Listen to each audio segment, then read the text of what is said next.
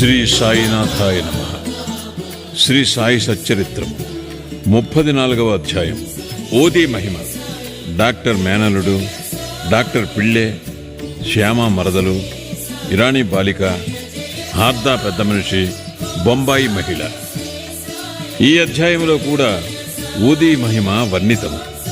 ఊదీ ధరించినంత మాత్రమున ఎట్టి ఫలములు కలిగినో చూతము. డాక్టర్ గారి మేనలుడు. నాసిక్ జిల్లాలోని మాలేగాంలో ఒక డాక్టర్ ఉండెను. ఆయన వైద్యములో పట్టభద్రుడు. వారి మేనలుడు నయము కానట్టి రాచకురుపుతో బాధపడుచుండెను. డాక్టర్ గారితో పాటు ఇతర డాక్టర్లు కూడా నయము చేయ ప్రయత్నించారు. ఆపరేషన్ చేసిరి. కానీ ఏమాత్రమూ మేలు జరగలేదు. కుర్రవాడు మిగులు బాధపడుచుండెను. బంధువులు, స్నేహితులు తల్లిదండ్రులను దైవ సహాయము కోరమనిరి. షిరిడీ సాయిబాబాను చూడమనిరి. వారి దృష్టిచే అనేక కఠిన రోగములు నయమయ్యనని బోధించిరి.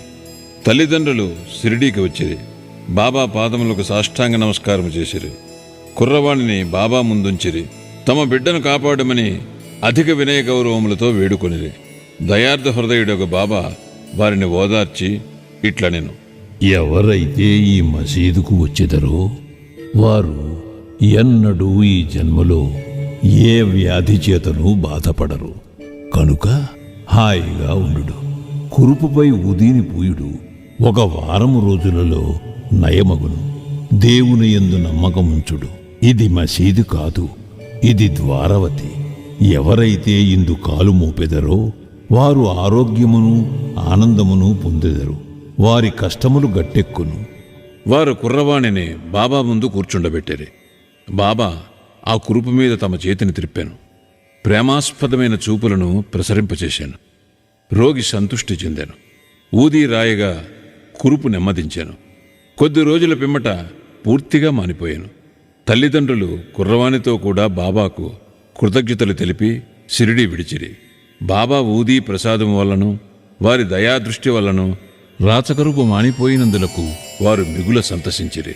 ఈ సంగతి విని కుర్రవాణి మామయ్య డాక్టర్ ఆశ్చర్యపడి బొంబాయి పోవచ్చు మార్గమున బాబాను చూడగోరెను.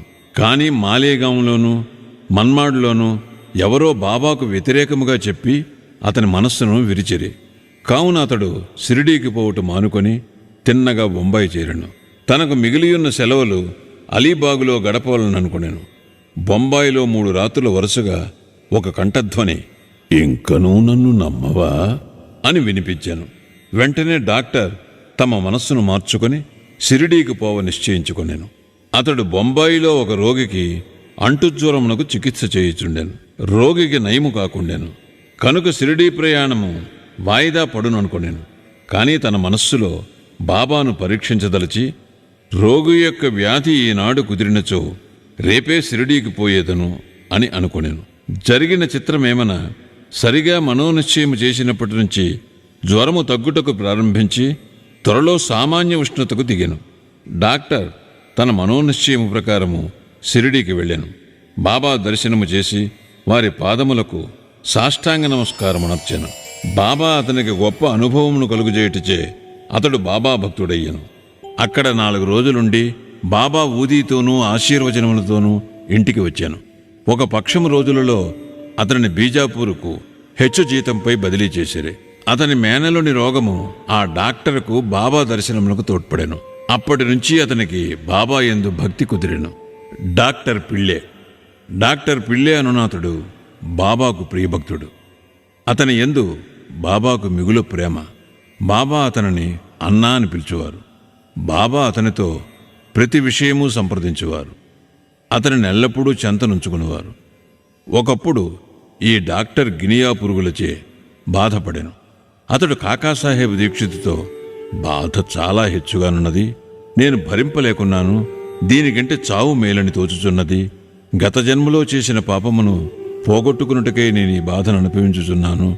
కాన బాబా వద్దకు పోయి ఈ బాధ ఆపు చేసి దీనిని రాబోయే 10 జన్మలకు పంచిపెట్టవలసినదని వేడుమనెను.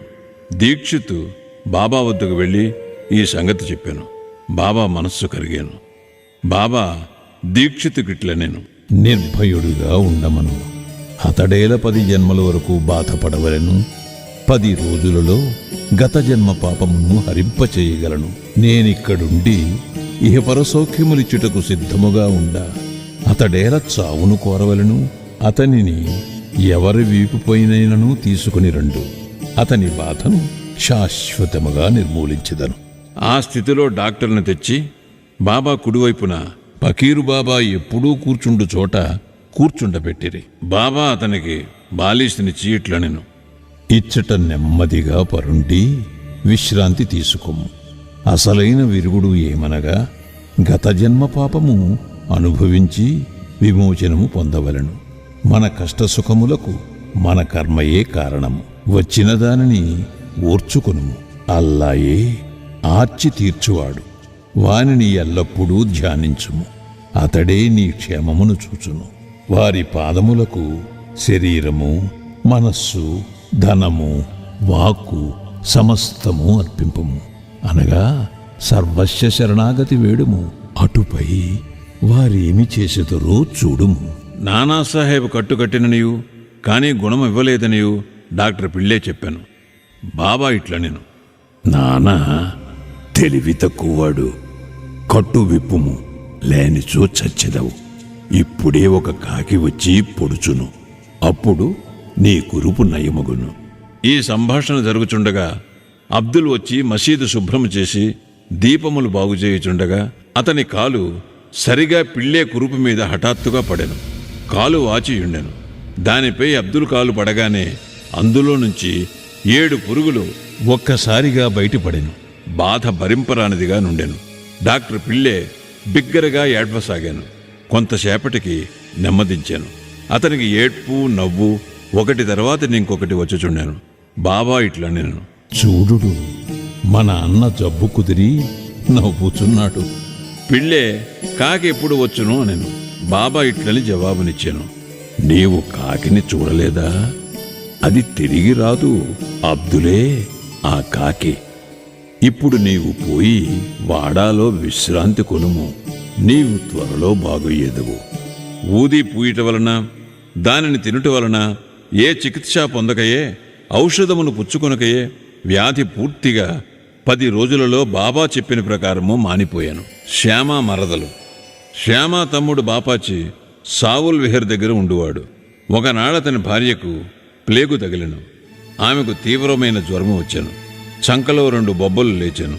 బాపాచి శ్యామ వద్దకు పరిగెత్తుకు వచ్చి సహాయపడుమనెను. శ్యామ భయపడాను.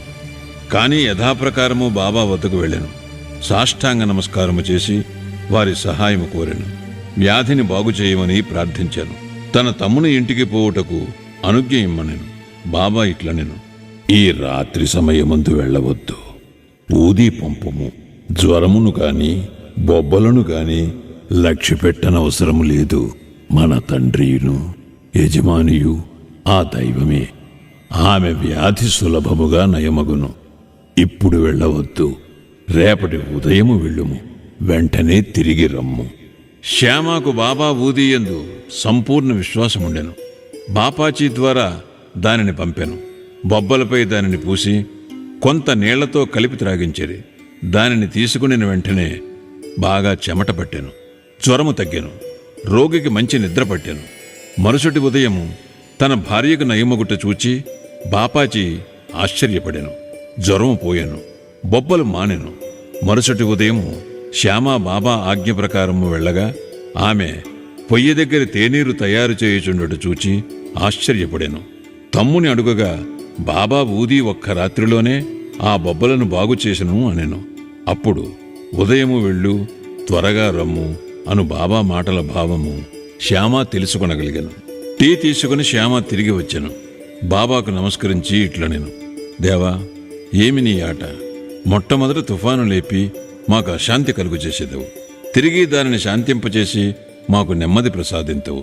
బాబా ఇట్లు జవాబిచ్చాను, కర్మ యొక్క మార్గము చిత్రమైనది. నేనేమీ చేయకున్నను నన్నే సర్వమునకు కారణభూతునిగా నించెదరు. అది అదృష్టమును బట్టి వచ్చును. నేను సాక్షిభూతుడను మాత్రమే. చేయువాడు ప్రేరేపించువాడు దేవుడే. వారు మిక్కిలి దయార్ద్ర హృదయులు. నేను భగవంతుడను కాను, ప్రభువును కాను. నేను వారికి నమ్మకమైన బంటును. వారిని ఎల్లప్పుడూ జ్ఞాపకము చేయుచుందును. ఎవరైతే తమ అహంకారమును ప్రక్కకు త్రోసి భగవంతునికి నమస్కరించెదరో, ఎవరు వారిని పూర్తిగా నమ్మెదరో, వారి బంధములూడి మోక్షమును పొందెదరు. ఇరానీ బాలిక. ఇక ఇరానీ వాని అనుభవమును చదువుడు. అతని కుమార్తెకు ప్రతి గంటకు మూర్ఛ వచ్చుచుండెను. మూర్ఛ రాగానే ఆమె మాటలాడలేకుండెను. కాళ్ళు చేతులు ముడుచుకుని స్పృహ తప్పి పడిపోవచుండెను. ఏ మందులు ఆమెకు నయము చేయలేదు. ఒక స్నేహితుడు బాబా ఊదీని ఉపయోగించమనెను. విలేపార్లేలోనున్న కాకాసాహెబ్ దీక్షిత్ వద్ద ఊదీ తీసుకుని రమ్మనెను. ఇరానీవాడు ఊదీని తెచ్చి ప్రతిరోజు నీటిలో కలిపి త్రాగించుచుండెను. మొదట ప్రతి గంటకు వచ్చు మూర్ఛ 7 గంటలకు ఒకసారి రాసాగాను. కొద్ది రోజులు పిమ్మట పూర్తిగా నిమ్మళించాను. హార్దా పెద్ద మనిషి. హార్దాపుర నివాసియగు వృద్ధుడొకడు మూత్రకోశములో రాయితో బాధపడుచుండెను. అట్టి రాళ్లు ఆపరేషన్ చేసి తీసేదరు. కనుక ఆపరేషన్ చేయించుకోమని సలహా ఇచ్చేది. అతడు ముసలివాడు, మనోబలము లేనివాడు. ఆపరేషన్కి ఒప్పుకొనకుండెను. అతని బాధ ఇంకొక రీతిగా బాగు కావలసి ఉండెను. ఆ గ్రామపు ఇనాముదారు అతడుకు వచ్చుట తటస్థించెను. అతడు బాబా భక్తుడు. అతని వద్ద బాబా ఊదీ ఉండెను. స్నేహితులు కొందరు చెప్పగా వృద్ధుని కుమారుడు ఊదీ తీసుకుని దానిని నీళ్లలో కలిపి తండ్రికిచ్చాను. 5 నిమిషములలో ఊదీ గుణమిచ్చాను. రాయి కరిగి మూత్రము వెంబడి బయటపడాను. వృద్ధుడు శీఘ్రముగా బాగయ్యాను. బొంబాయి మహిళ. కాయస్థ ప్రభుకులములకు చెందిన బొంబాయి స్త్రీ ఒకతే ప్రసవించు సమయమును మిగులు బాధపడుచుండెను. ఆమె గర్భవతి అయిన ప్రతిసారి మిగులు భయపడుచుండెను. ఆమెకేమీయూ తోచకుండెను. బాబా భక్తుడు కళ్యాణవాసుడు అగు శ్రీ రామమారుతి ఆమెను ప్రసవించునాటికి షిరిడీకి తీసుకుని పొమ్మని సలహా ఇచ్చాను. ఆమె గర్భవతి కాగా భార్యాభర్తలు షిరిడీకి వచ్చిరి. కొన్ని మాసములు అక్కడ ఉండేరి. బాబాను పూజించిరి. వారి సాంగత్యము వలన సంపూర్ణ ఫలము పొందిరి. కొన్నాళ్లకు ప్రసవ వేళ వచ్చాను. మామూలుగానే యోనిలో అడ్డు గమనించాను. ఆమె మిగుల బాధపడాను. ఏమి చేయుటకు తోచకుండాను. బాబాను ధ్యానించాను. ఇరుగు పొరుగు వారు వచ్చి బాబా ఊదీని నీళ్లలో కలిపి ఇచ్చిరి.